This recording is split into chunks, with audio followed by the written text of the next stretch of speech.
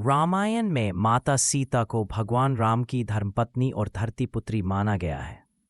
लेकिन क्या आप जानते हैं कि कुछ प्राचीन लोक कथाओं में सीता के असली पिता को लेकर एक अद्भुत रहस्य छुपा है। यह रहस्य रावण के भाई विभीषण से जुड़ा हुआ बताया जाता है। हम सब ने सुना है कि जनक जी ने यज्ञ भूमि तैयार करते समय हल से धरती को जोता और वहां से एक कन्या प्रकट हुई। वही कन्या थी सीता। लेकिन सवाल यह उठता है कि धरती में वह बालिका कैसे पहुंची।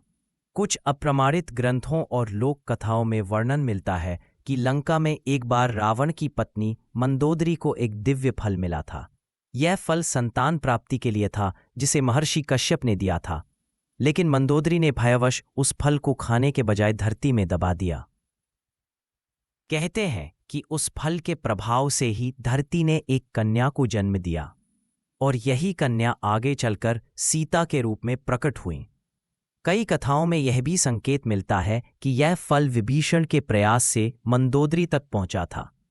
इसीलिए कुछ विद्वान मानते हैं कि सीता और विभीषण का गहरा रहस्यमय संबंध था। जनक जी ने जब धरती से उस कन्या को पाया तो उन्होंने उसे अपनी पुत्री मानकर पाला, लेकिन उनके जन्म का रहस्य बहुत कम लोगों को ही पता था। यही कारण था कि जब रावण ने सीता का हरण किया तो उसके मन में केवल वासना नहीं थी, बल्कि एक गहरी पारिवारिक पहचान भी छिपी थी। कुछ मान्यताओं के अनुसार रावण जानता था कि सीता लंका से जुड़ी हुई है। इसीलिए कुछ लोक कथाएं मानती हैं कि माता सीता का वास्तविक संबंध विभीषण से था। और यही कारण है कि विभीषण ने अंततः भगवान राम का साथ देकर धर्म की रक्षा की। तो क्या सच में सीता जनक की पुत्री थीं, या फिर लंका के राजवंश से उनका गहरा नाता था?